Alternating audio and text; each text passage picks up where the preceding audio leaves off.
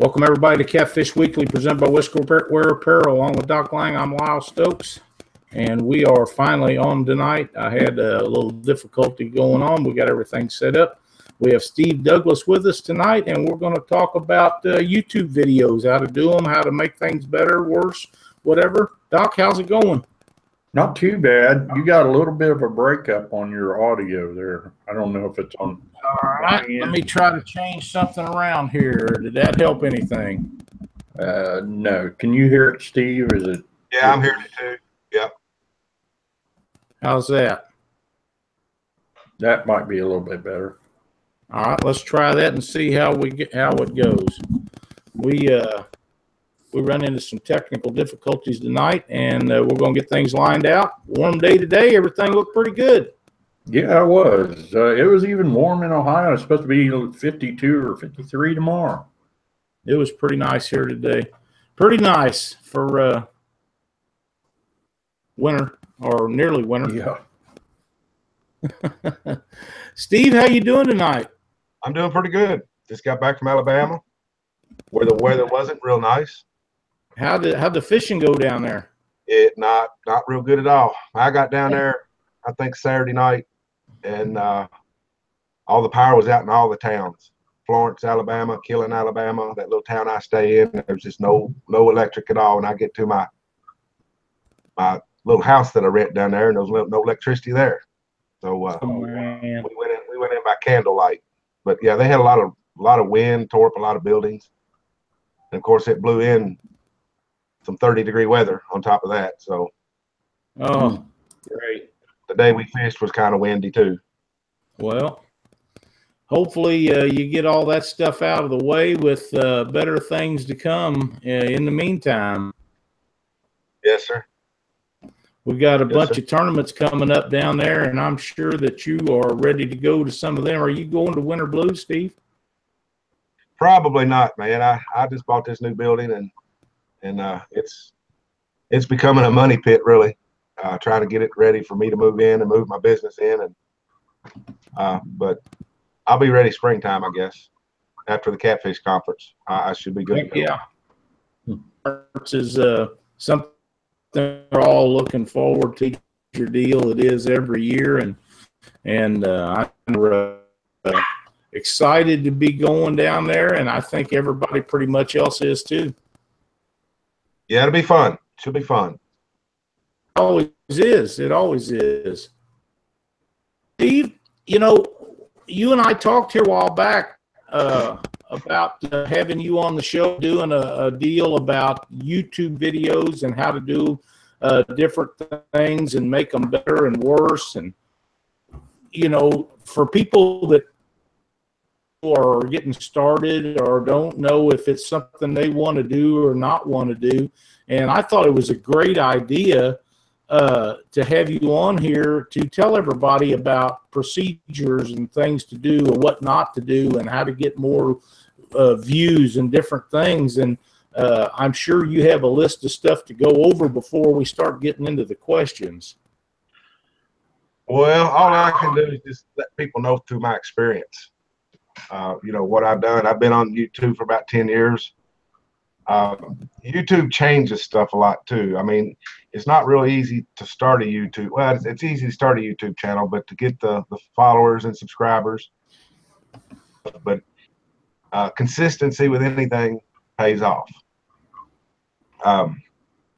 You know, first thing I guess I could say is just be yourself. Don't go in there and try to be somebody you're not. If you're not a comedian, you know, like me, I don't try to cut jokes, because you know, people are going to see through that. But you know, YouTube's getting a little tough right now, just simply because they're changing their algorithms, and it's almost like computers. Well, it is like computers. You know, every year they change something up, try to make something better, and you always got to be on your toes and doing research to kind of figure out what YouTube is doing. But you know, there's other videos out there to help you learn that too, and of course, like with anybody else, YouTube is actually the second largest search engine. You know, if you want how to do something, change a tire, anything, you know, they just look it on YouTube and there's going to be a video there about it. You know, like I say, just be yourself is the main thing. I'm seeing a lot of guys wanting to start their YouTube channels, and they have an issue with, you know, trying to find subscribers and things. There's some things that they can do to help themselves. You know, figure out what your passion is. It don't matter if it's catfishing or, and like I say, I'm not a YouTube guru. I'm just a guy that puts videos up that's learned a little bit. But yeah, find your passion and stick with the passion, or find your niche. Probably the main thing that I would say. Don't try to, you know, show people how to do hot chocolate and fish and change the carburetor on a car. You know, stick with the niche that you're in, and find your key people. That's probably one of the top things to do. You know, if you're really serious to get into it, and like I say, you got to stick with it for a little while. It's just not going to come on out. But some of the things that you can try is, you know, like keywords. You know, within YouTube, when you start loading a video, there's places that you can put keywords, and you want to make sure you put your niche keywords in it for every time the video comes up. Another thing you can do is the title. Have a couple keywords in that title, but have the title pertaining. Don't do the clickbait. Everybody hates the clickbait stuff, and you'll lose more subscribers if, you know, if you're let's just say I catch a 20-pound flathead and my title says world record flathead, you know, and then another one says, you know, flathead catfishing. Well, they've already clicked on it. Now they're mad at you because it's not a world record. So, you know, that's just be honest with your people that's watching is, you know, one of the main things that you should probably do too. I've noticed that a lot of times that simple to the point keywords will get you more viewers than trying to be elaborate on a bunch of stuff that doesn't pertain to what you're actually doing. Right. Well, the keywords means a lot, but like I say, YouTube has changed their algorithm quite a lot. And recently, they've changed it to a mechanical algorithm. I'm still trying to catch on to that myself and how to figure that out. Used to be, you know, use your title as keywords, your description, use a lot of keywords in that, but you don't want to overdo your keywords. You know, like the description says, you know, if I went fishing on Wheeler Lake in Alabama, you know, make sure you use Wheeler Lake, Alabama. If you're catching blue catfish, make sure that blue catfish is in there. YouTube's algorithm will pick up stuff within that whole description. So it's good to write a little paragraph of what you're doing in that description. That way, you know, they look at, Google looks at the words and the sentences in there, and they kind of figure out where they're going to put it at. Now, I have noticed here recently that they're demonetizing a lot of videos. Fish cleaning videos even. It's crazy. I don't know who's running that show up there, but, you know, I've noticed a lot of guys, you know, with a little gory stuff, they'll come back and say not fit for advertising purposes or something like that. I haven't received one yet because I'm kind of slacking on my videos here recently, just because I'm real busy. But you know, if you're going to get into it, you know, find you a brand. That's something that I never really did, you know, with my YouTube, was the branding portion of it. You know, when I first got on YouTube, I just signed up so I could go watch other videos. You know, and that was years ago, and I just chose a weird name. You know, back 10 years ago, people were using code names. Yeah. They weren't using their real names and things, you know. Yeah. So, but you know, like Muddy River Catfishing, he's got a hell of a brand. Cats and Carp, you know, they got a brand. They did it right in the beginning. I mean, mine was Aqualung, but you know, that's not even around anymore, and that was actually my secondary channel. So I got one of my channels closed down on me in the beginning for actually, I don't want to say fighting, but I had I did a video with my daughter, some mean comments about my daughter, and I went in and made some mean comments back. And I guess he got his little feelings hurt and turned me into YouTube, and they took my channel. So I've been, ever since then, I haven't said anything negative on YouTube. You know, I don't want them to take my channel now. So it's, I don't know what it is with YouTube and Facebook, but everybody thinks they need to cuss or insult people. I mean, but then they'll go in there and say, well, it's a, free, free society. You can say anything you want on there. So, but just use some common sense, guys. I mean, be nice to people. That's the main thing. So, but yeah, I mean, we got all kinds of stuff I can go over. I really, one thing I want to say, like I said, keep your message clear. Whatever you do, like I say, if it's about catfishing, keep it about catfishing. If it's about changing carburetors, change your car. Keep it about that. The keywords, like I say, is a big deal. Even when you start a YouTube channel, they ask you, for like a mission statement or something. You can go in there and think about it, what you want to tell people, what they want to know about you.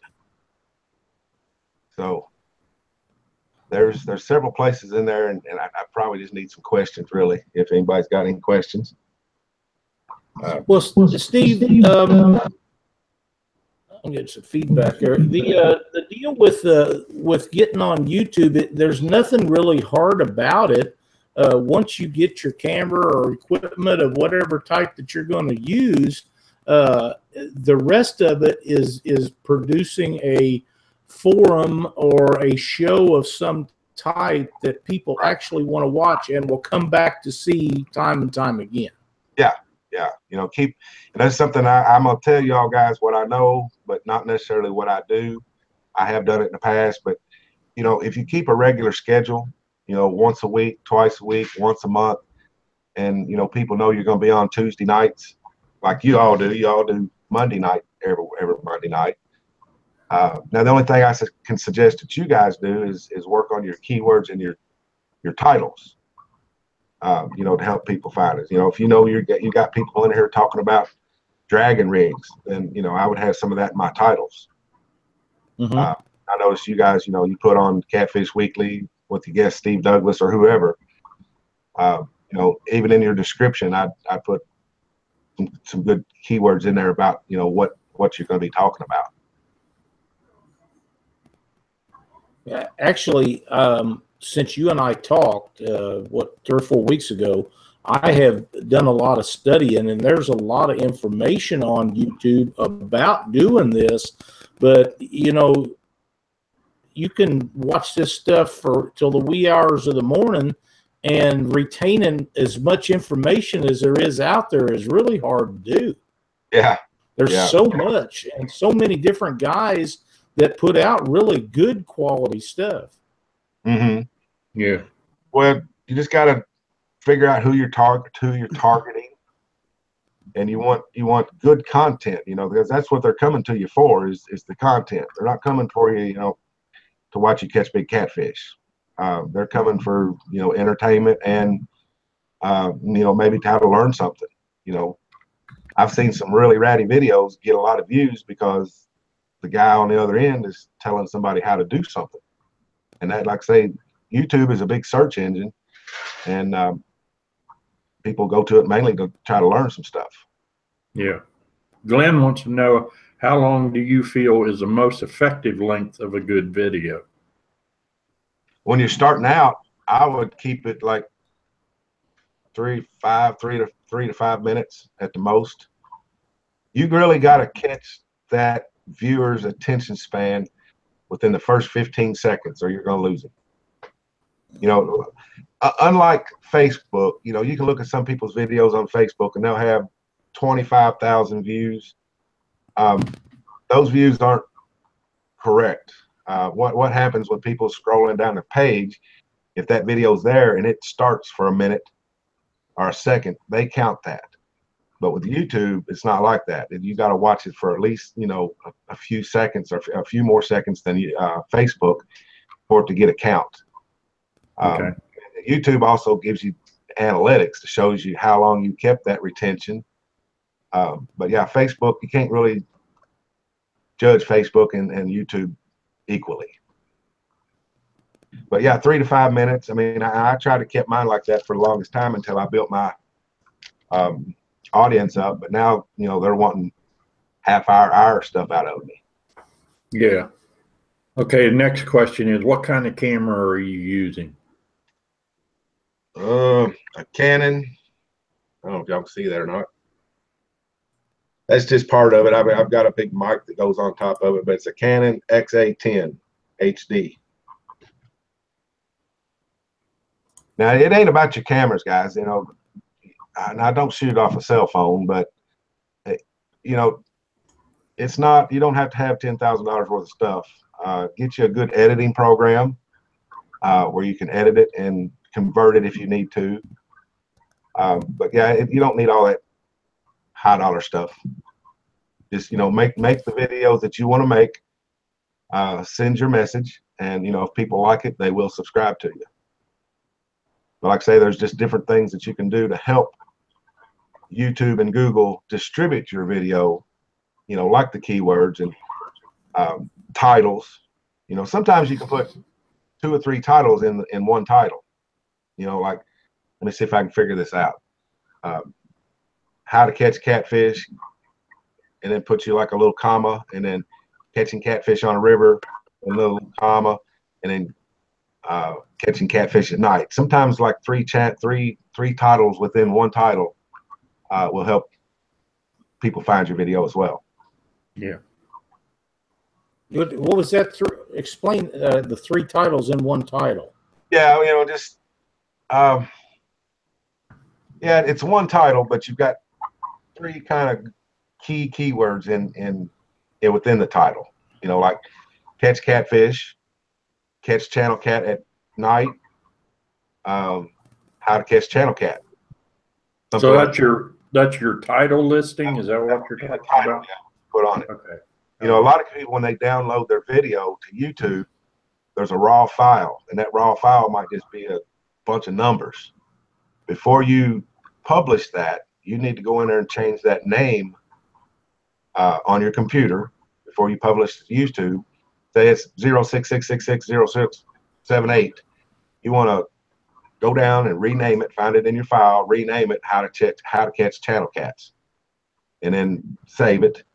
And then when you load it up to YouTube, that file's automatically seen as how to catch channel cats rather than seen as 0622262222. What I'm saying there. The raw file that you shoot it is not named properly. So that'll help you too get discovered as well.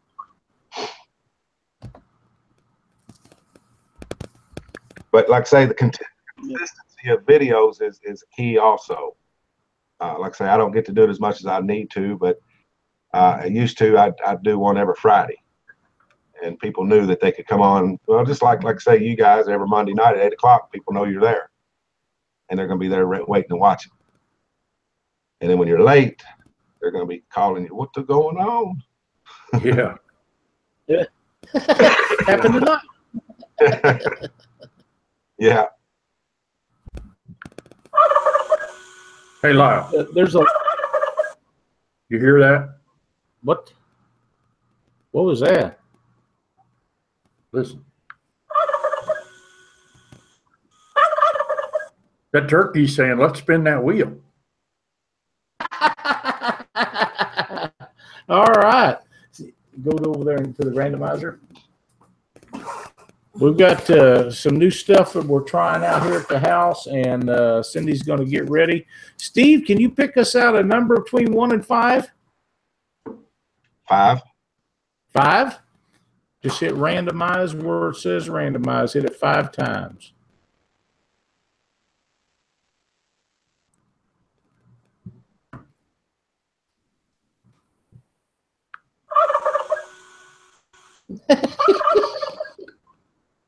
That one, Doc. I wasn't ready for it.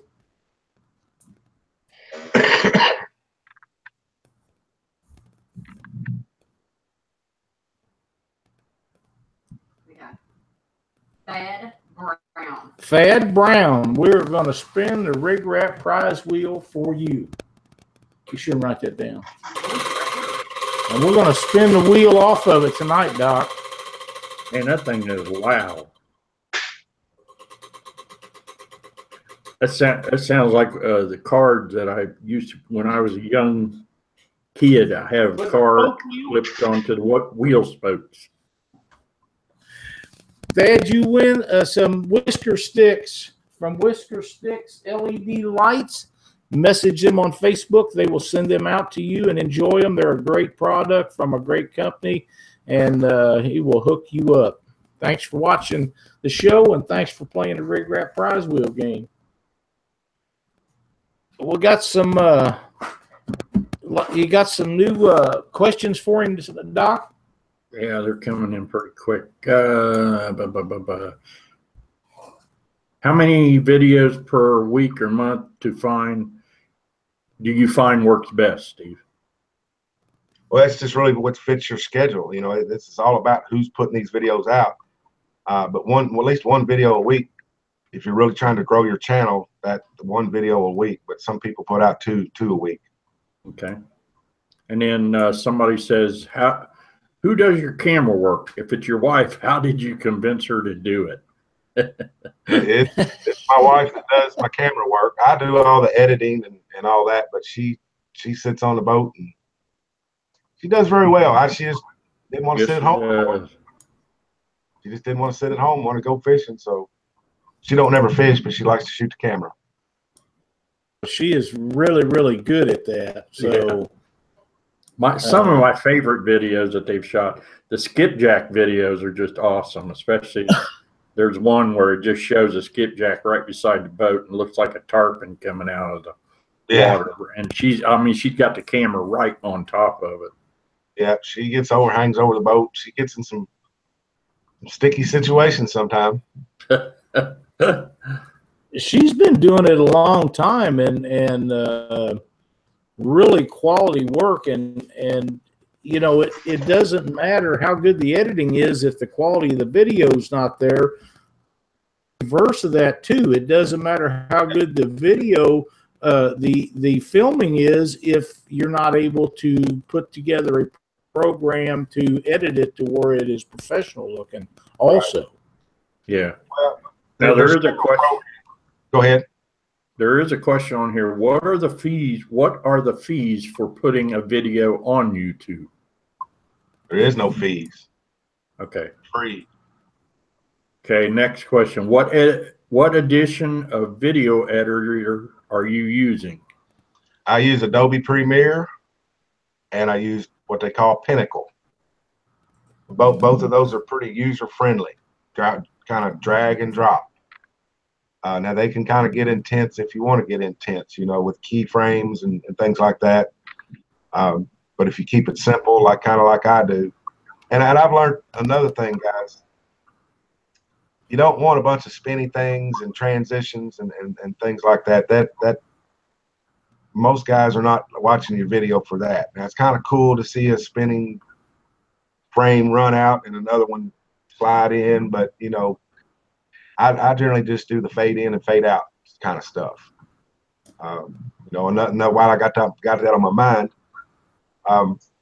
I watch a lot of videos of these guys, you know, newer guys, and they like to put, and I've been through this, is the only reason I'm telling you, but they like to put that wild music in there. Now, there ain't nothing wrong with some wild rock and roll. I love it myself.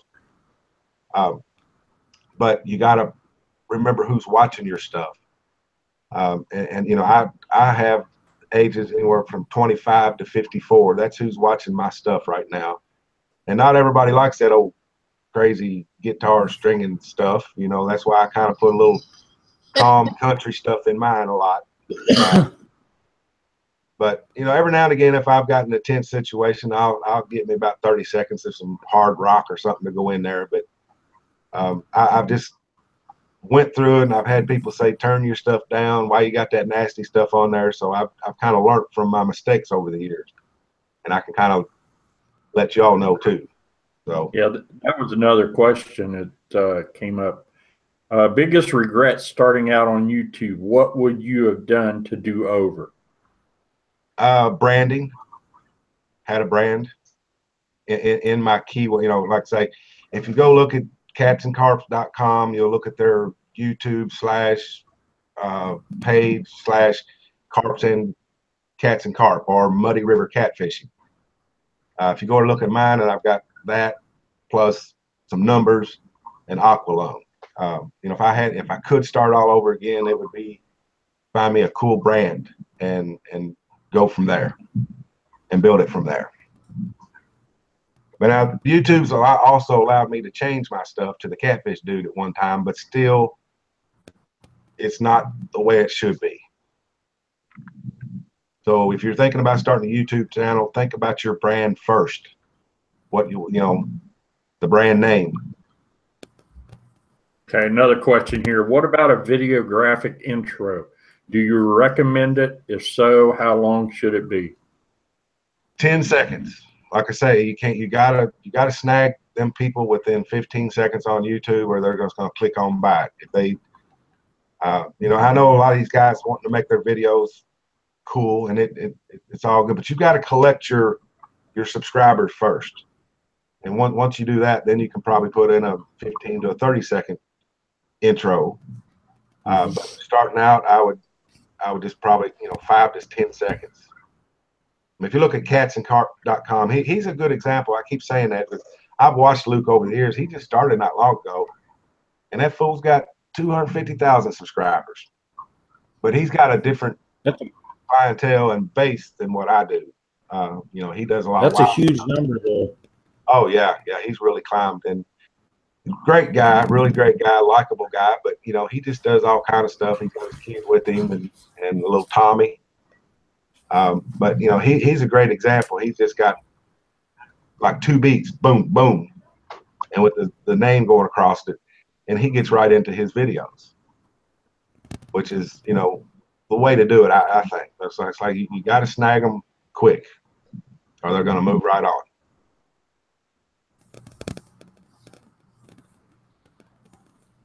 And you know, one thing I will tell you too, I mean, guys that are doing the YouTube channels, you're going to get a following, and it's really going to surprise you. You know, the people that will start recognizing you, you know, when you're out and about. So, you know, I try to look at it like, you know, like Bill Dance is one of my idols, you know, and I kind of look up to him, and believe it or not, people look up to me, and I don't understand why, but you know, it is what it is. And the same thing will happen to you know, new guys in the YouTube. You know, like I was at Wheeler or Wilson last night, almost dark, pulling out of that ramp, and some guy come walking across the dock, said, "Hey, you're Steve Douglas," and you know, want to take pictures and things. You need to, you know, don't ever shrug them people off, because they're the ones watching your videos and want to help you out. So, right. It's you know, be nice to them. Just act as if they're, you know, most people have idols. Most people have, you know, favorite groups or whatever. And if you've seen one of them, you know, you wouldn't want them to, nah, I ain't got time for you, you know, whatever. So just be nice, and all this will come to you. Okay, here's another question. Brad, you know, what is a good way to film in the wind? I have seen lots of videos where the wind is so bad you can't hear what they're saying. Any suggestions on that? Yeah, I hate filming in the wind myself, but hang on here.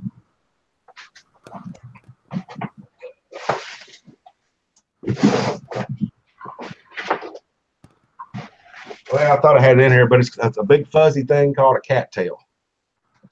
And it kind of detours in the wind a little bit. It blows around. You'll have to get you a directional mic. You know, what directional mic is, like, say, you know, I'm shooting towards this camera, towards the video right now. I got to stay that direction. Now, if I turn around and somebody's off to the side of the boat, yeah, about like that one right there. well, this is a neoprene one. You talking about the one that goes over top of this and Yeah. big old fuzzy thing? Fuzzy, yep, Exactly. Looks like a dust mop. Those make a lot of difference whenever you're doing filming. This will help, but the thing that Steve's talking about, it just looks like a big, yeah, a duster or a piece of carpet or something, a shag that goes on. It's just got fuzzies that stick all over it. What that does is it breaks up the wind noise from coming in. This does really well, but it's not 100%. And I don't think there is anything that's really 100%. No, well, the lavalier mics will help a lot too, but sometimes they're a pain in the butt, and they are.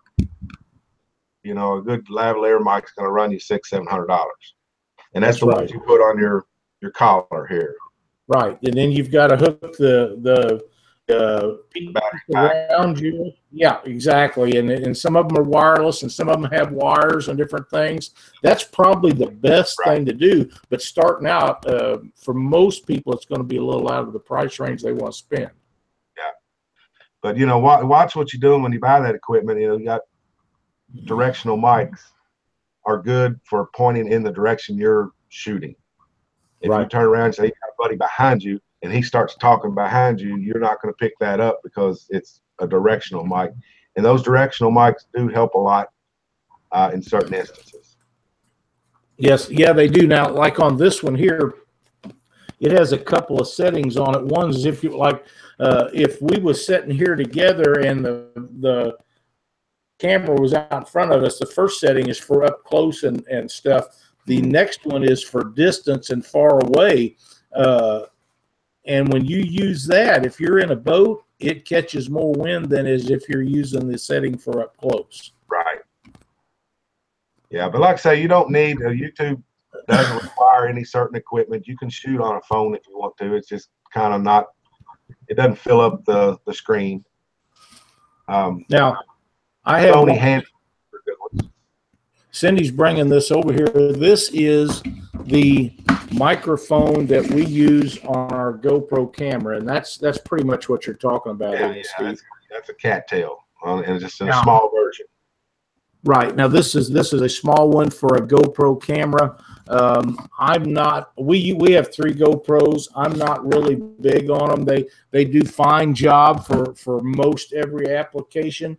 But if you want really good video, you need something. I thought your dog got a hold of that thing when you put it up there. What was that? I said, I thought your dog got a hold of that thing when you first put it up She's there. got a hold of everything else in the shop. But yeah, the equipment, all that, you know, expensive. You can start out with the cheaper stuff, and then as you see, you're going to like it and stick with it. I mean, like YouTube is, if you just want to put some videos up and show your buddies and stuff, that's fine. But if you're going to try to actually make some money on it, build a brand, then you know it's going to take you a couple 3 years to get going. I see a lot of. Go ahead. Brad Young would like to know, for the extreme novice, what would be a camera that you would recommend? Sony Handycam makes a decent camera. You know, cameras getting smaller nowadays. I wouldn't recommend a GoPro. They're good for like putting on your boat for takedowns and things like that, but something that you can put in your hand and move around the boat real easy. But they seem to be a pretty decent one. You know, try to get one in, you know, HD 1080. 1080p. Yeah. 1080, yeah. Harley Neal just put on here, best thing for video shooting is Lisa Douglas. Yeah. But yeah, Harley started a new channel. I don't know. I haven't checked his stuff out lately because he put a video out much, but I used to watch his stuff. And Frank Neely, I don't know if you know him or not, but they're putting out some nice little videos. But like I say, if you just want to you catching a fish out, there's nothing wrong with that. But if you're trying to build a brand and longevity, then you need to give some value. We're not going to come watch people catch fish, you know, because there's no value to it. It might be fun for a minute, but you can only watch people catch fish. But if you come to watch me catch a big fish, I'm also going to tell you how I caught that big fish or where I caught that big fish. So they're going to get some information and value from it, and that's what makes them stick around. Yeah. Dieter Melhorn wants to know, Oh no. is your YouTube business a separate entity from your other enterprises for tax purposes? No, I got my YouTube just on my personal stuff.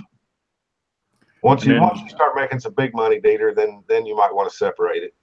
Yeah. Steve, how many cameras have you lost in the water while trying to film? None, actually. Lisa's good. Now, I've almost lost Lisa a couple times, but I can grab her by the cuff and bring her back in. I almost lost her yesterday.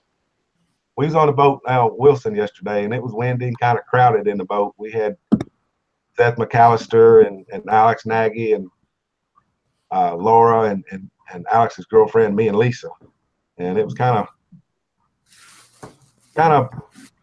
tight in the boat. And I think Seth caught a fish, and she tried to get up on the back of the boat a little bit. And I seen it kind of. She almost went, but there's a bait board that caught her. She was able to lean up against it. But yeah, no cameras yet, besides cell phones. But I don't film on them. That's just dumb luck there. I think we all lose cell phones. If you're in a boat, seems like they're going to get wet or something's going to happen, and you're going to lose one once in a while. Yeah. At least it happens to me. And as far as, distribution, there's, you can use Facebook for that. Blogs, you can start a little blog. I know there's another fella that's doing very well. If I can think of his name, Johnson, maybe. He's a kayak fisherman. Oh, and, yeah, on the Tennessee River. Yeah, Justin Johnson. He started his own blog, and he's doing it. He's apparently got some information from somebody because he is doing it. Looks like he's doing it right. And I'm real excited for him. He's, like I say, he's got his own little blog. It takes some work. When I first started, I had discovered catfishing and put a lot of information out there, and he's doing the same thing, and I think it's going to work for him.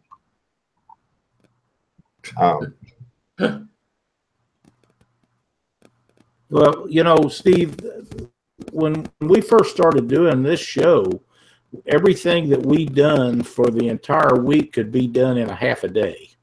Yeah. And now, between the time spent on the phone and messaging back and forth and all the other stuff that we do, it's at least 3 days every week. Yeah. And I talk to you about 2 or 3 days a week. Right, and there's a lot of stuff that a lot of weeks that 3 days won't catch it. Hours and hours on the phone and trying to visit with guys like you to be guests, and everybody can't be on the show. Some of them don't want to be on the show. Some of them doesn't have the internet connection. Right. There's a lot of different reasons why people don't want to be or can't be on the show. One of the things that I noticed a long time ago, and we try to stay away from that. If we're averaging just as a number, no particular reason why, but if we have 20 people that average watch the show, a phone conversation instead of a video will cut that week will be half of what it was a week before. Because people want to see, they want to see Steve Douglas's face on the show. They want to see Dieter Melhorn or whoever the guest might be. They want to visually be able to look at them. They don't want to hear a conversation over the phone or watch me try to hold it up to the microphone or something like that. Let's put a picture to who's talking. Right. And video's a little bit better than just a phone conversation. Absolutely is. I know y'all did that in the beginning. You did the phone stuff in the beginning for the people that didn't, and that's kind of cool. Y'all still turning your stuff into podcast as well? Yeah, every show. Yeah. That's a smart thing to do too. Well, I got to tell you, Steve, if we have a show and I don't get it uploaded within the next day or something, I have trucks that they're on the phone or sending me messages and, hey, we're waiting on that show. Yeah. I mean, I guess Doc wants to I want to spin that wheel again. You want to do people that's in chat? How about we give something away, Doc? Okay, For the let's do people that. in chat. All right.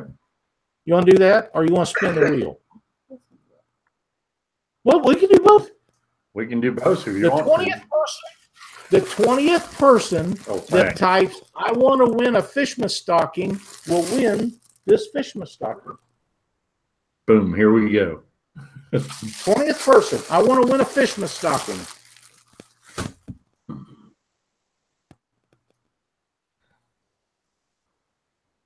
You'll start rolling here. Tell them they gotta win. All right, there's the first one. Here we go. Am I picking this? Shoot that gobbler. The 20th, Cindy's watching too. Man, it's hard to. Oh, man. No wonder it was taking them so long. Lyle, they put up, "I want to win a Fishman stocking." Oh, man. I gotta wait. This thing is rolling like a gambling wheel. That's what Cindy says. Cindy's Vegas. over here trying to count them. They was going so fast she couldn't get her finger to scroll down to keep up with them. 20? 20. That's a lot.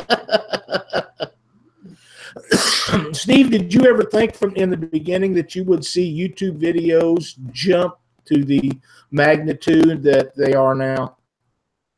No, I mean, of course, I started YouTube when it first started, and I really didn't know what it was other than just putting your memories on video. But then, you know, YouTube will change you a little bit if you get up there with some subscribers. It's Well, you know, one of the things that people should understand is if they're planning on getting wealthy right off the bat making YouTube videos, they might want to rethink it. Yeah, especially like say with YouTube. You know, I used to be making like two grand a month on YouTube, and I'm not making that anymore because they've changed the algorithm. What I used to do to get my views, I'm not getting more because they went to that mechanical algorithm, and I don't know if they've even got that straightened out right now. So okay. On my computer, I'm showing the 20th person is Mike Troop. Okay, buddy. I gotta do it again. She's looking too. I want to make sure we get them right.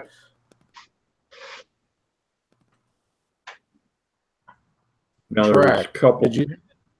Yeah, there was a couple people jumped in there and made some comments.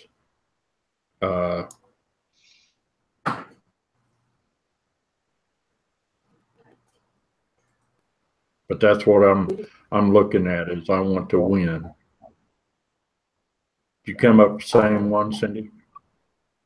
I'm thinking the one underneath them is Zach Loomis. I'll try counting again. All right. You're right, because if we don't, we'll have to give two of them away.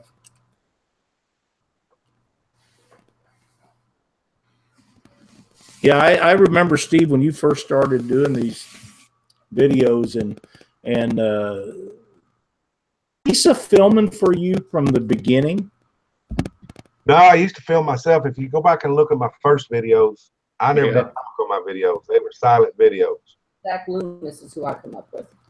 Cindy comes up with Zach Loomis, Twice. Doc. All right. That's fine. Make sure. Now I'll do it one more time. All right. Well, I wasn't sure how long she'd been doing that, but, you know, you and I talked about this, and I've told you before, and I've told Lisa that she does a fabulous job, but everybody doesn't have a Lisa Douglas to do video for them. Right. Well, get you a tripod. I mean, Luke Nichols does a heck of a job, and he just uses a tripod, and he just films his day. That's the best thing you can do is just be yourself. And it'll all fall into place. Well, Dieter Melhorn does most of his by himself unless he has Grayson with him. But Dieter does all the video stuff the same way, and Dieter does a really good job. You know, and guys from Luke Hinges and them guys, they do a really good job. But there's four of them in a boat a lot of times at a time too, and they switch off and on with catching fish and running a camera and different things. But well, that does help you to have personality.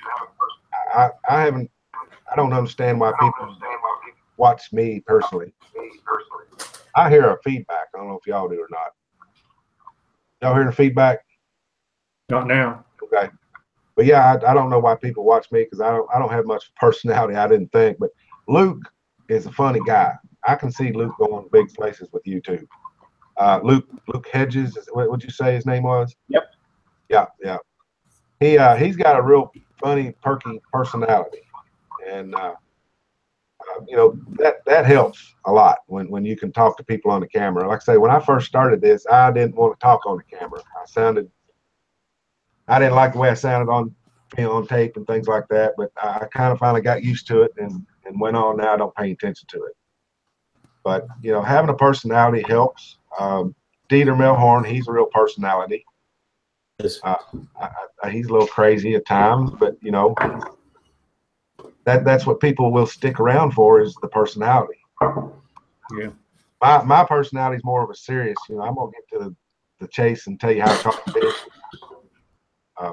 But I guess there's a lot of guys out there that like my personality because I got a lot of subscribers for some reason. You really do, and it's the thing about Luke. I can't prove this because I've never asked him, and I'll get to talking to him one of these days, and I will. But he loves Facebook Live. Luke Hinges is the Facebook Live guru. Yeah, he'll to be able to do that for 4 hours at a time, nonstop. Yeah, This is amazing. Yeah, he does. That's exactly right. And that's something I don't have, the gift of gab. If you ask me some questions, I can talk all day, but just coming off my head with some stuff, that's not me. So. Yeah, well, I know a Dieter, he does some really long ones sometimes, especially in the warmer weather at night. Him and Grayson be out fishing and stuff, and they do too. Yeah. They done really good, and Grayson's very entertaining. I enjoy watching those guys, but they're some people are more entertaining than others, and then some people give out more information. And when I say that information, I'm talking about useful information that you can retain what Steve Douglas says and take it out on the water and make it happen. Exactly. That's the difference. That's what the end user's wanting, is value. To be entertained, you can go to a guy that likes to entertain you. But that search engine that YouTube has is people are looking for value. Yep, I would agree 100%. And any more questions coming in, Doc? Yeah, there's a few of them there. Go ahead and announce your winner. Who gets a Loomis? Oh, I'm sorry. The what we come up with was Zach Loomis. Okay. Zach Loomis it is. Thanks, buddy. Zach Loomis. Yeah, and he's on the air too. Okay, good deal. Just message Catfish Weekly your address when the show's over, and we'll get that out to you tomorrow. Pardon me, fellas. One of the guys just said, I like Steve because he gets to a point quick and not a lot of hemming and hawing around. Do you think if catfishing went mainstream, would it get commercialized as much as bass fishing? I'd say it's going to have to be, for other people like networks and stuff to make money. It's going to have to. But we're in that issue with what are we going to sell?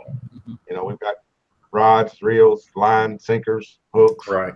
I did see an advertisement on Facebook today that Chad Ferguson is going to be on the Fox network Thursday night, I believe. Talking about catfishing. That's cool. So Dave Swearington wants to know, Steve, if you happen to say cuss words on when you're recording, if you can edit those out. You can on editing, but I've seen some pretty rough videos before, and I I don't like to cuss on video because I have so many kids that watch my stuff, and it's amazing at the people that you touch in YouTube videos. But I have so many. It's endless count of people that have said, "Hey, you know, you put my kid to sleep every night," and I don't know if it's my voice that soothes them or what, but you know, they watch my small kid, or you know, I had one not long ago says, "Hey, my 12-year-old girl just loves you," and I don't know if it's just his excuse to come talk to me or and use his daughter. But yeah, there's a lot of young kids that watch me. I don't know why, but there is. And then that's another thing I want to point out too. If you guys start a YouTube channel, there's places where people will comment to you. That's really, really important to build your community and comment back to them. I mean, that's what I was talking about a while ago. Like Bill Dance is my celebrity that I like. And if I was to say, "Hey, Bill, you know, thanks for whatever," and if he was to answer me back, you know, that's big. You know, that's real big. And so if people are looking up to you and you're not answering them back, I would really stress that you participate in your community. That's what's going to get you to the top, is participating with your community. Man, I tell you what, I had one the other day that brought tears to my eyes. I literally almost started bawling. But this fella wrote me telling me that he loves to watch my videos. He caught, I don't know if he caught it. I don't know if you catch MS or not, but he had obtained MS 3 years ago, and he lives vicariously through me. But he said, "Man, every time I see the water splash, I can smell the water," or something like that. But he's terminally ill now. He's like on his deathbed writing me about how much I've helped him, you know, helped him through his illness. And man, that broke me up. I seen that real early in the morning when I woke up, man, and I about lost it. So, you know, you do. I mean, I don't realize that myself because I'm just me. But you touch people, and it's hard to explain. But you know, you will touch the people that are watching you. It's amazing to me the amount of kids that watch our show. Mm-hmm. Yeah. So yeah, don't do your cussing or mooning anybody or anything like that. I mean, save that for Facebook. That's right. And one thing about Dave Swearingen, one thing about live and YouTube you can't edit even after our shows is done. If something is really bad, I could go in there and edit it. I do not, but you could. With Facebook Live, that's what it is. When it goes out there, no matter what is said or who says it, it's there, and it will stay there. Yep, that's for sure. But yeah, YouTube can be fun and rewarding. Like I say, if you're out there just to make a bunch of money, that's not going to happen. But you can build a brand, and your brand can make the money. I mean, Monster Rod Holders probably wouldn't be Monster Rod Holders if it wasn't for YouTube, to be real honest with you. If it wasn't for my fishing videos. But, you know, build a brand and, you know, sell T-shirts, sell other things on YouTube. I mean, use it for, you know, a platform. It's there for you. And your community will stand behind you wholeheartedly. I mean, they'll buy your stuff. There's a lot of people that, and I can't bring myself to do it because I don't want to take money from people, but there's a lot of YouTubers out there that will set up a PO box and have fans send them stuff. I don't want that. That's not why I'm doing it. There's also a thing called Patreon where you can set up a Patreon account and, you know, your subscribers can send you money.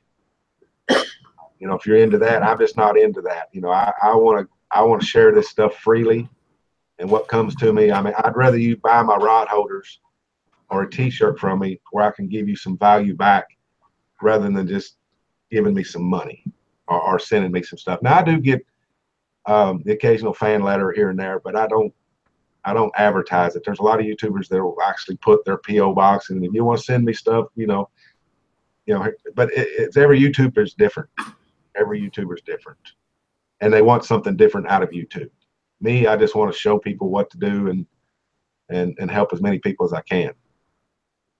That's that's what is unique about what you do from so many others. Now, I have in recent days, I have received 2 or 3 packages of different products to test out, and we're going to do that, and we'll do reviews on those. But that's not the same as people sending you stuff just because they're sending you stuff.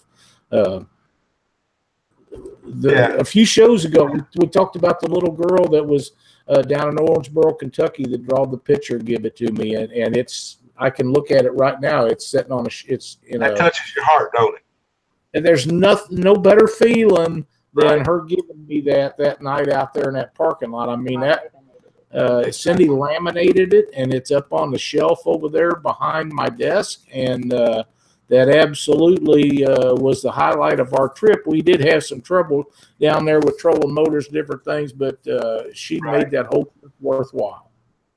Yeah, I've got letters from little kids left and right where they can't even spell, little second graders, and I've got all that stuff saved myself. And I've taken the time to write them back.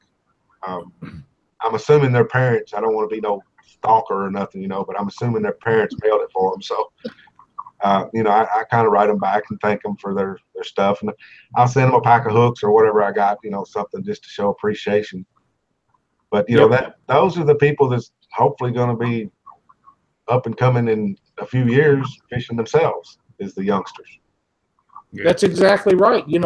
And what we're doing in a roundabout way is sort of molding those guys to be the future adults down the road that's going to be taking over the catfish sport when Doc Lang and Steve Douglas and Lyle Stokes are too old to do it. Them guys will be stepping up to the plate, and Steve and Doc and everybody along the way and do what they do, but better. The future looks very bright for where we're at. Oh yeah. But yeah, YouTube can be fun. It's just like I say, it's whatever you want out of it. If I wanted to put, tell anybody the importance is start your brand and start the YouTube channel on a proper note, on a proper send off, like whatever your brand name is, name your YouTube channel that right off the bat. If you've got a YouTube channel now that you're trying to get started and it don't have a brand on it, chuck that one there. If you've got 2,000 or 3,000 subscribers, don't do it. But if you're just struggling trying to get 200 or 300, I'd chuck that one, start you a good brand, and then go from there. And like I say, use your keywords and your tags, different things like that to let Google know what your intentions are, what your channel's about.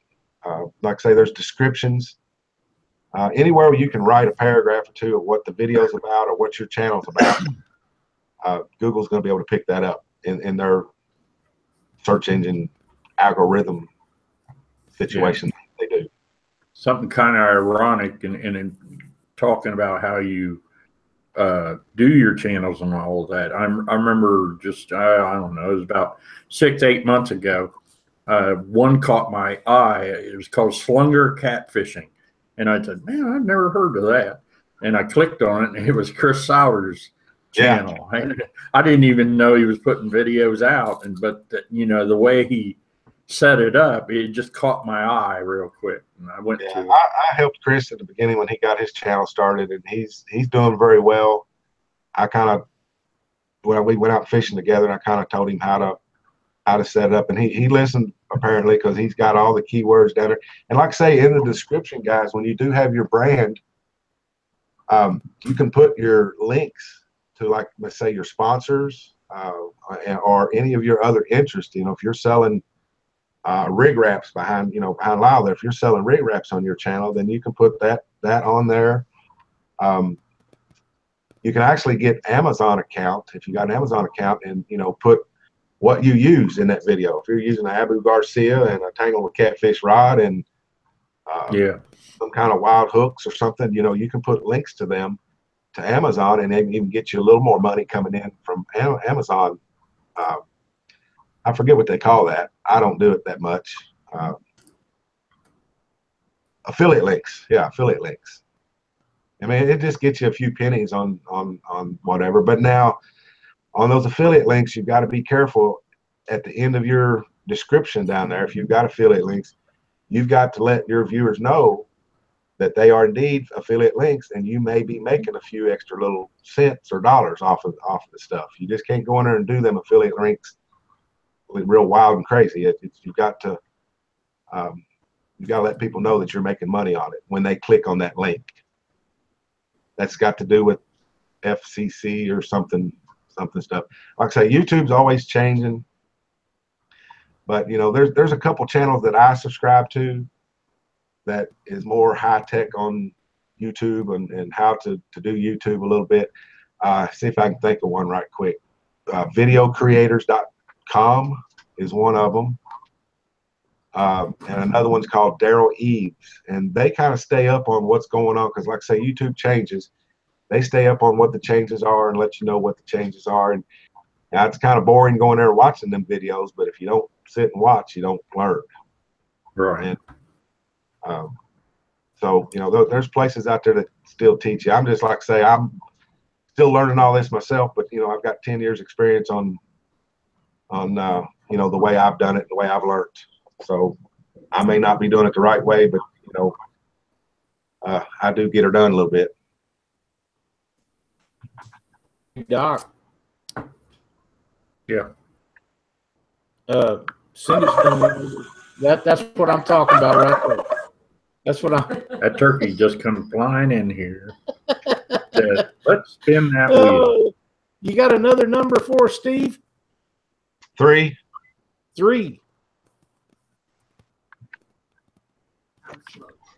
Yeah, it takes a minute to do that because you have to go down to the bottom of the list and hit randomize again after every one. Yeah, and there's so many people that are getting in on this. Yeah. Brandon Carthen. What was that? Brandon Carthen. Brandon Carthen. We're going to give the old wheel a spin for you. Almost spun it too hard, Doc. It skipped a beat. Yeah, it kind of went in silent mode there. Hooker's Terminal Tackle. You win some Reaper hooks. Thank you, Brandon.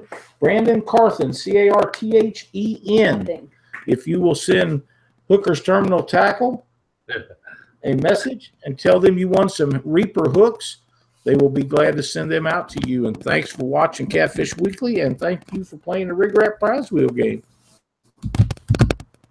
Yeah, Glenn, I'm just drinking Pepsi. That's all I'm drinking. That's all that's in the thing here. I had a question about that. Was it last week, Doc, or before the show? Yeah. Guy says, what do you drink during that show? I said, iced tea. He says, really? That's it? Yeah, that's iced tea.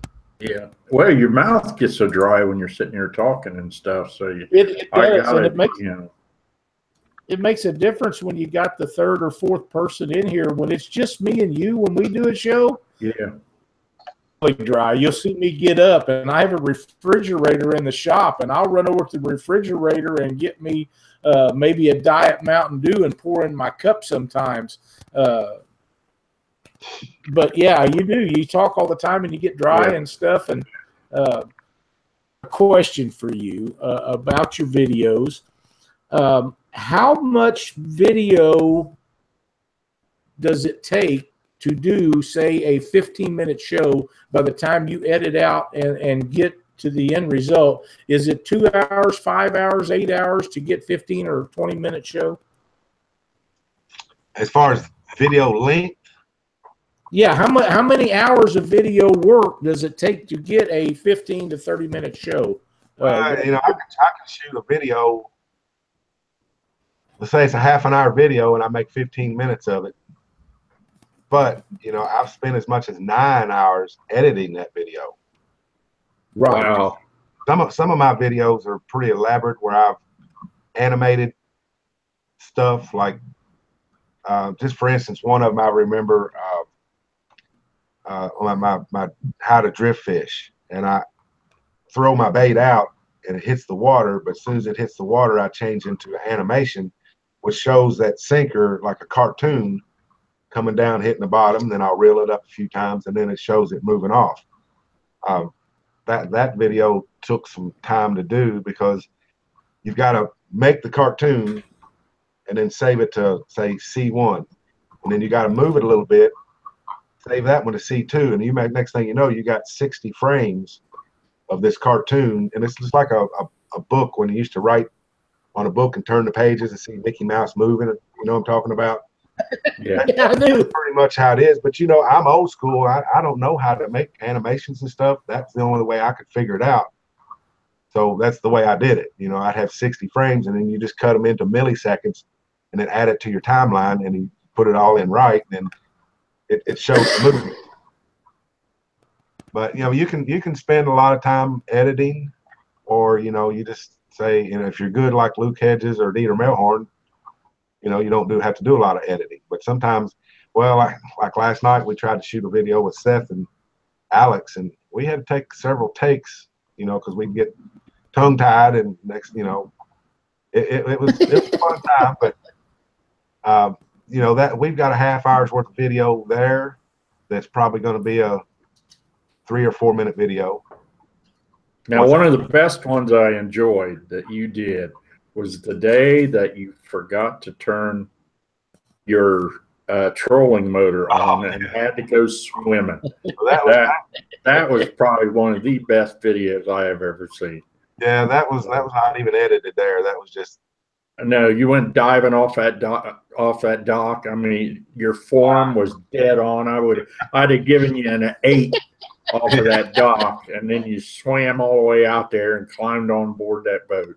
Yeah, that was not. Now, didn't you do that more than once? Yeah, I had to do it twice. That's what I thought. I only saw the one. Yeah. Lisa that caught the first one. She caught the first one, but she forgot to hit record. It says, "No, you're gonna have to do that again." I said, "No, I ain't doing that again." A week later, I had. Glenn wants to know if you have a bloopers reel you could come out with. You know, I really don't. Like I say, I'm more of the serious kind of guy, and I really, you know, I ain't saying I don't screw up, but I mean, it wouldn't be funny, really. I mean, tongue tied or something. The funniest thing, a blooper reel would be me swimming because I didn't turn my damn trolling motor on. Yeah. But no, I really that was a pretty good show. That was definitely classic there. I guess my other blooper reel would be when I was with Luke Nichols catching those Asian carp and sliced my knee open. Yeah. Yeah. Again, that's not funny. That's just. Oh, that was a good cut too. Yeah. Yeah, you whacked it pretty good. That video cost me $1,000. Do y'all realize it takes $1,000 to sew up a knee nowadays? That's ridiculous. I'm sure it does. That's ridiculous. There was a funny story to that though, because I used my GPS to go because they got me worried. I really bled hard and filled up my tennis shoe and a couple socks, and they got me scared. So I found a GPS and went to Cadiz, Kentucky hospital, and it took me the back road. Well, lo and behold, when I pull up on Main Street, I take a left towards the hospital, and everybody in town's just waving at me. But they had some kind of little parade that I photobombed or whatever, just drove into it. I guess they thought I was part of the parade. But I'm gonna tell you what, it was like when I got to that hospital, the doctor was so nice. He said, "Mr. Douglas, we just appreciate you visiting us today." But it was almost like I went back in time to Mayberry. That was the coolest little. Really? Yeah, it was the coolest little town, and everybody was, like I say, when you pull into a parade and the whole town's waving at you, I guess it was a friendly town. So, but yeah, that even though it's a little town, it still cost me $1,000. Well, medical costs went way up, and I see no end to it in the near future. So you're just gonna have to try not to do that. Yeah, but you know that video that I've got now, I think is probably paid for my stitches. It's got got close to 500,000 likes on it, 500,000 likes or views. Wow, that's a big number, man. Yeah. Well, I was looking at my total views, and it looks like I'm up around 13 million views total, which is a big number. 13 million total. 13 million total, yeah. That is a huge number. Yeah, I'm pretty proud of it. But Absolutely. yeah, I never really got into YouTube, into it like this, but once I seen people start to subscribe, then I kind of got a little more serious in it. So, and they do this. Once you get a number, they start picking up and gaining more and more. But getting the first ones seems to be the hardest. Yeah.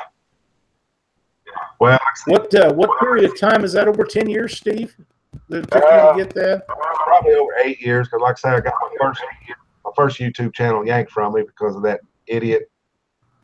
I call my daughter names, and I kind of got into it. So it's probably 8 years. 8 years. That's outstanding. Yeah. So, but yeah, I mean, the opportunities out there for anybody.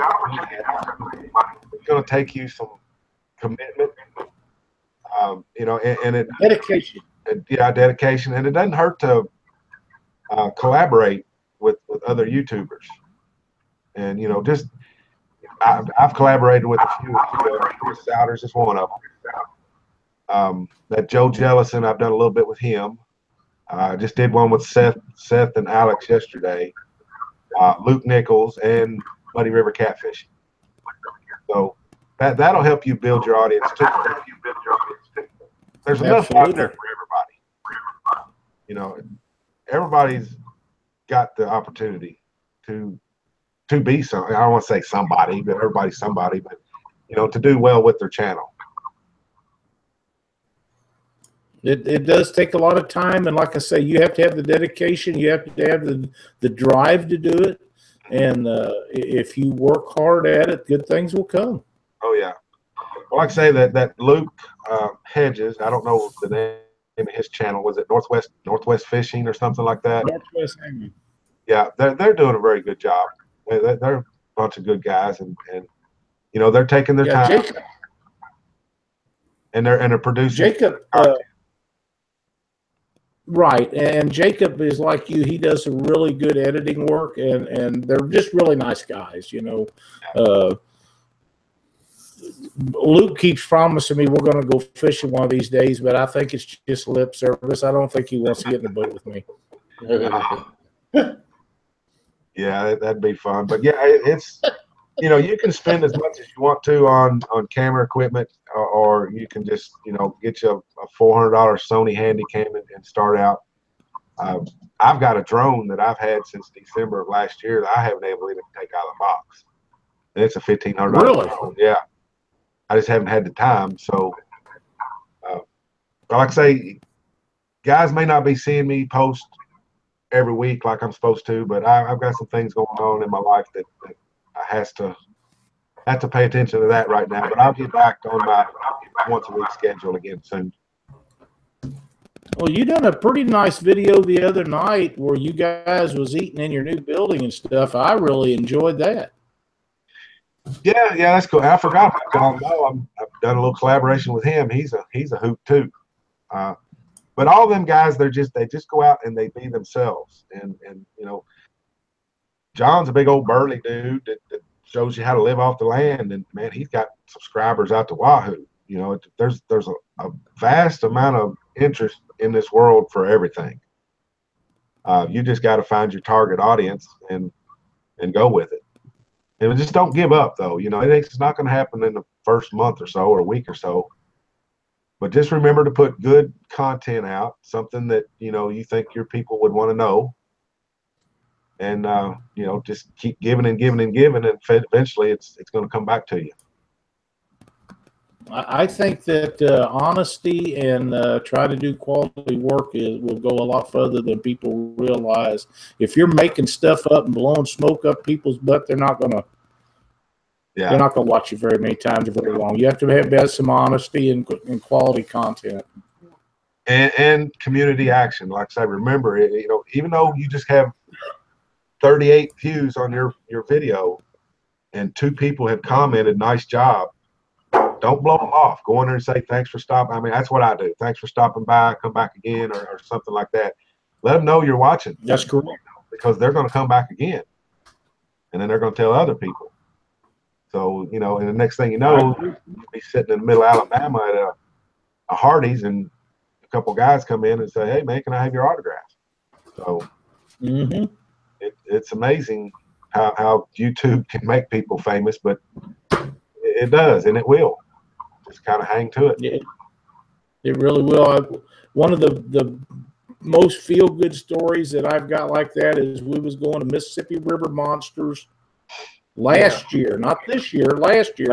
And we pulled into a gas station to fill up, and got to visiting with the guy. He pulled in there to visit with Cindy and I, and wanted to know if we was going to the Sea Arc tournament. And I told him no, I couldn't go because we didn't have a Sea Arc boat. And he had just purchased Dave Swearingen's, offered his boat to me to take to the Sea Arc tournament. I said, I can't do that. It has to be in my name. He says, well, I got home and there was an email. He had sent me an email where he was serious about doing that. And I was a deputy sheriff in whatever county we was in Missouri. We just stopped to fill up before we got to St. Louis because gas was so much cheaper. And I've never forgot that. It was just absolutely mind-boggling to me that a guy would pull in there and visit with us, and then he hadn't had that boat a month. Yeah. And to offer his Sea Arc that he had just got so we could fish that tournament. Yeah. Thank you, Whisker Sticks. We appreciate your help. Thank you. Thanks, Tim. 2 years ago, when a guy came up there and wanted our autographs, that just floored me. It's very humbling at times, isn't it, Steve? Yeah. Well, and that's the thing. I try to stay now, and I've heard this before too, guys. And bear in mind, I'm pulled at different ways when I'm at tournaments, but I've had guys I've heard through the grapevine where Steve's not a nice guy because he wouldn't talk to me at a tournament, but you kind of remember I'm looking for bait myself, and sometimes I'm in a hurry.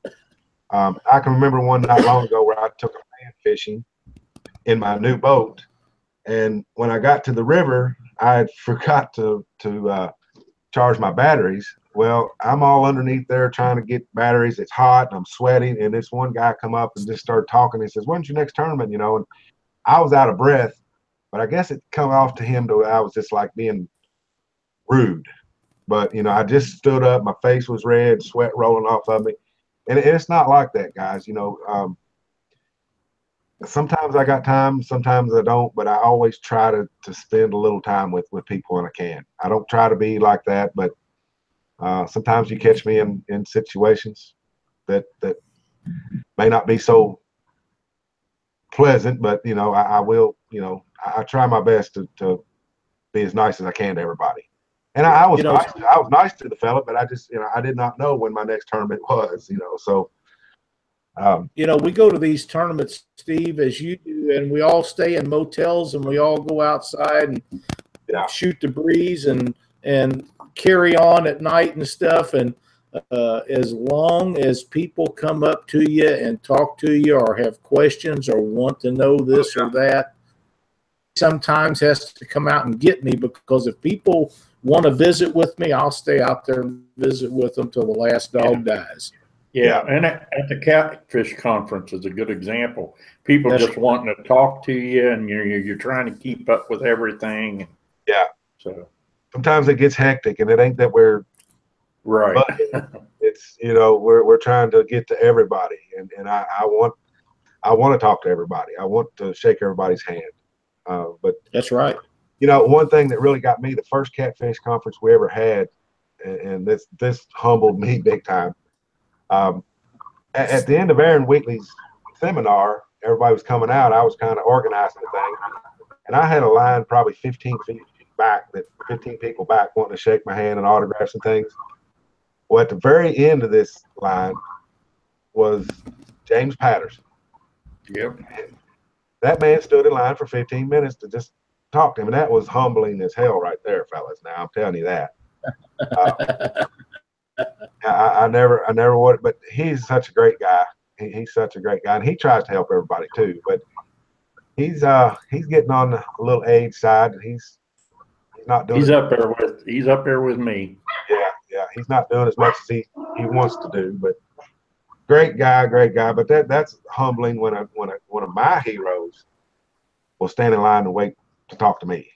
So, YouTube does a lot of stuff, man. And I don't know if it's fully YouTube or not, or if it's just me being in the industry itself, but it just keeps you grounded, I guess.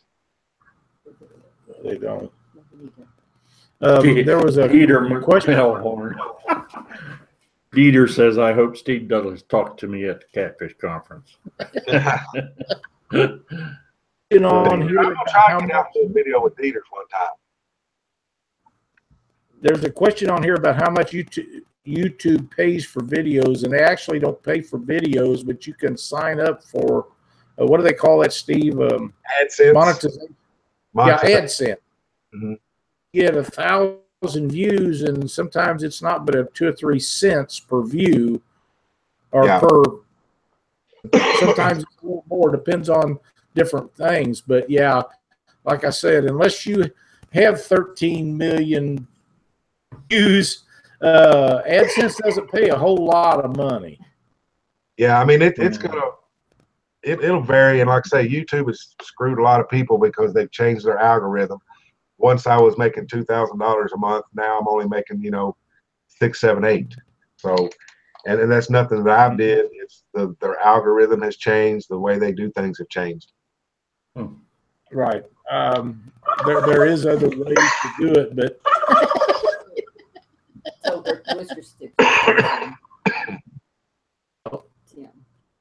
Absolutely, Tim. We'll get you down there. When we get down there, we'll have a booth set up. We'll be doing a show. You guys can come by, and we'll sit down and do some stuff and talk about your products. And we're going to be there a while, we Doc. Yeah. Yes, we will. We're going to go around on video. We're going to spin a wheel. I hear the turkey going. Yeah, the turkey was going. Gobble, gobble, gobble. Yeah. Gobble, gobble. Absolutely. Gobble. Steve, you got another number for us? 4.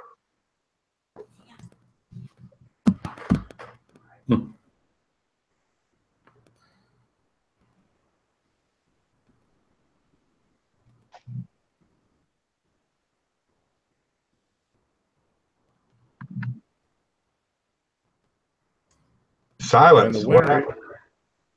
Well, Cindy's having to do it on a different computer. I couldn't get this to upload to the randomizer, and she's not used to that one. Aaron Wheatley just jumped in here. Said, "Steve, you have killed it tonight. Vicky Great job." Messina, the Queen of the Mississippi, gets a spin. Thank you, Aaron Wheatley. Leave my fish alone down at Wilson when you go, buddy. He called me today, said he's heading down there Wednesday, Thursday, Friday, I think. Him and Jody Bivens. Yeah, that tournament's And this you weekend went too, isn't it? From Mississippi River Monsters, contact Leslie, and she will have Bill Dance sign you a hat. Who won that hat? Vicky Messina. Vicky did? Well, she's already got one of those. She should have one. We were with her. So, Vicky, if you would rather have something else, you message me. Can't imagine not wanting another Bill Dance hat, but That's right. if you have would enough. rather have something else, we will do a spin for you next week. If you would rather do that, just let me know. Be happy to do it. But couldn't think of a better person to win it. Unless it'd be me. Yeah, I got my ho. Glenn's on here saying you better get your ho-ho audio ready for next week, Doc. Oh, yeah, I got a few other things too. Ho, ho, ho. Yeah. Won't be long. It won't be long. It's way too close. Steve, we're running on an hour and a half. I can't thank you enough. It's been awesome. very informative, some quality information passed out. Well, I hope it helps somebody.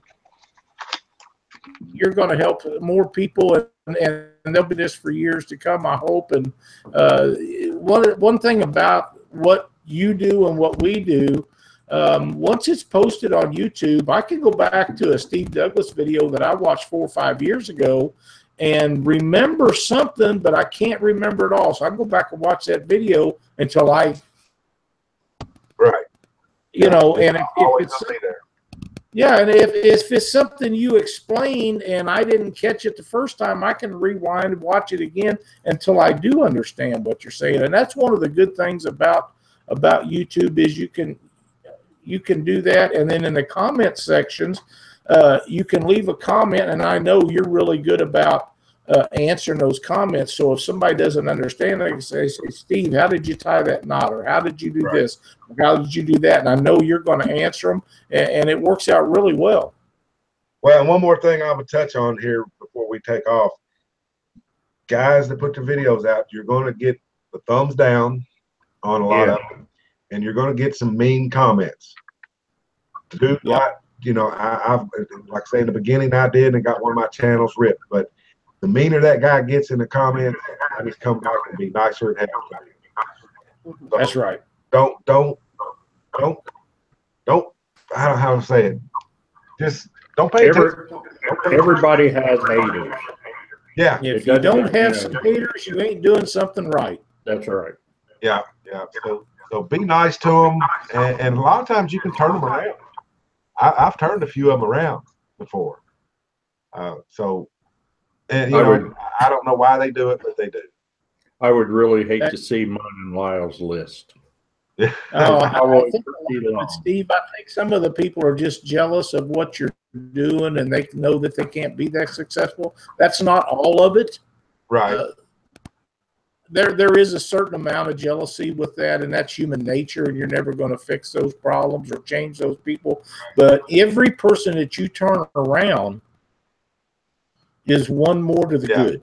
Yeah, but try not to cuss them out or anything like that, even though you want to. I mean, there's times I just want to give them hell, but I don't do it. I just kind of be nice, and it kind of moves on. And other people, the rest of your community can see that too. To see that's exactly right. They all can see it. Mm-hmm. But thanks again. Don't worry about it. Just do you, and it'll all work out. You got to have some thick skin. Yeah. That's for sure. Yeah. Somebody put it, just ask Trump. Yeah. Yeah, that guy's been getting hammered from day one. Yeah. He has, but it is what it is. Thanks again, Steve. It's been a great show. Really appreciate you being on the show with us. Well, no problem. I hope it helps some people. We'll see you guys somewhere down the road. Well, we know we'll go see it at the Catfish Conference. That's right. Yeah, we'll see you at the Catfish Conference. And we're going to make some announcements here soon, too. I'm going to try to announce the speakers, who all is going to be the speakers and stuff like that here pretty quick, because it's rolling up on us. Yep. Awesome. Actually, it is 95 days, 11 hours, 26 minutes, and 37 seconds away. There you go. Well, yeah, I'll be making some announcements soon, so watch out for that, guys. We got a real good lineup of flathead fishermen, blue fishermen, blue cat fishermen, and old school fishermen. So good. I'm looking forward to it. Yeah. Hopefully we'll get to see some of them, and I haven't got to see one seminar at one of those deals. I always get to watch them when you post them up. Well, I haven't got people aware, but the Catfish Conference has a YouTube page as well, and all those seminars are posted on there. You know, even back from very first. Carl Morse Jr.'s got a real good one for any of the tournament anglers that want to learn some stuff. Carl's got a good one on there. So, and do you have the price of the tickets and any of that information, Steve? We're kind of discussing that right now. It's going to be between $5 and $7. But then again, we may have a sponsor come in and buy out all the tickets again, like we did last year. So We're still moving and grooving, trying to make it happen. So, but it will be on the 23rd and 24th, I do believe it is. 23rd, 24th of February, down at the same place, Crown Plaza. All that information is on the Catfish Conference. Right. Yep. So watch out for some posts coming from them. So, all right, fellas, I'll let you get off here, man. Let you get your business done. I appreciate you, and we'll catch you on the road somewhere.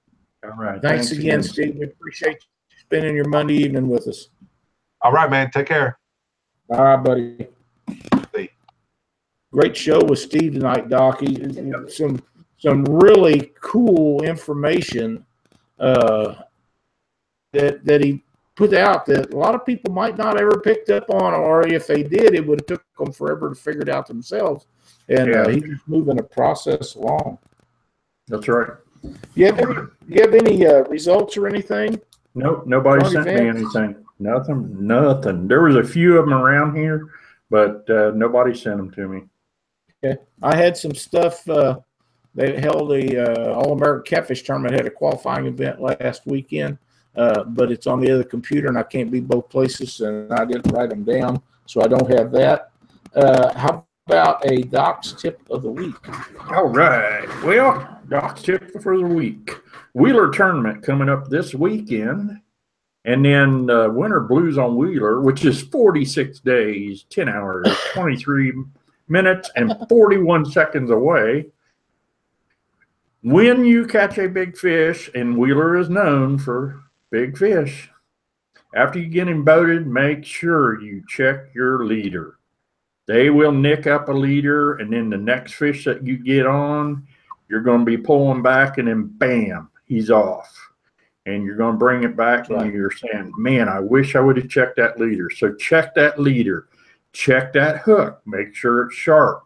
If it's not, if there's any doubt in your mind, grab your rig wrap that's right there behind Lyle and put another setup on. And then, for those of you that are fishing mono like I do, I go up about 5 to 6 feet on the line, and I'm checking that, which is above my leader. Braid, I can't help you there. I don't even know how you check braid. Is there a way to even check braid? Mono, it's real easy. You can see it frayed on braid a lot of times. Even when it's wet? Oh, okay. Well, these old eyes, I probably wouldn't be able to see that fraying. So that's the reason I mainly use mono. But that's Doc's tip. Check those leaders. Check those hooks. And you guys are fishing this weekend at Wheeler. Have a good time. Be safe. Catch lots of fish. Leave my triple digit in the water until the Winter Blues on Wheeler. Heck yeah. If you guys have any questions for Doc and I, you can leave them below in the comments section on these videos. We'll be happy to answer them for you. Message us on Facebook. Please like and subscribe to our YouTube channel. Join our Facebook page, and we're working on the Catfish Weekly website. We got a bunch of stuff going on there. We're looking for people to go in there and subscribe to that. That way, when we run special deals, whether it be a rig wrap prize or something like that, we can post it on there. If you subscribe to that, we'll have your information. We could send you an email and let you know on it. We get a few subscribers back up on there, or new ones. We're probably going to do a giveaway on there, but you have to be subscribed. It just takes a few seconds. Help us out with that. That way we know where you're from, and basically it's asking you about your email address so we can contact people, because there'll be advantages to that, like learning about upcoming shows and who the guest stuff is going to be. So it just takes a few minutes. Appreciate you helping us out with that. I'm going to be working on some live videos or YouTube videos here in the shop with some stuff that I'm working on, so be sure to stay tuned for that. And thanks, Aaron Wheatley. That's right. Hang on just one second. The tournament on Wheeler is next weekend, not this weekend. This weekend, the Ohio State Buckeyes face off against that team up north. My wife's sitting here looking at me. She's a Michigan fan. Don't know what it is, huh? Yeah. So we've got a picture up on the wall. She's in her Michigan shirt, and I'm in my Ohio Buckeyes shirt. So. Michael Lawrence is going to be on with us next week, and we're going to be talking about the Ice Bowl tournament coming up. I want to be sure and tune in for that. Again, we want to thank Steve Douglas for joining us tonight. Some quality information on guys wanting to do filming for their boat and stuff. It was a great show. Really, really cool stuff. Happy Thanksgiving, everybody. If you're traveling, please be safe. Have a safe trip to and from. We want you all back here next Monday night so you can join us again. Eat lots of turkey and ham. We're going to have a good time. Sure are. Looking forward to next Monday night's show. So always look forward to Monday night's show. Yeah, absolutely. Well, listen, thanks for watching, everybody. We'll see you next Monday night on Catfish Weekly.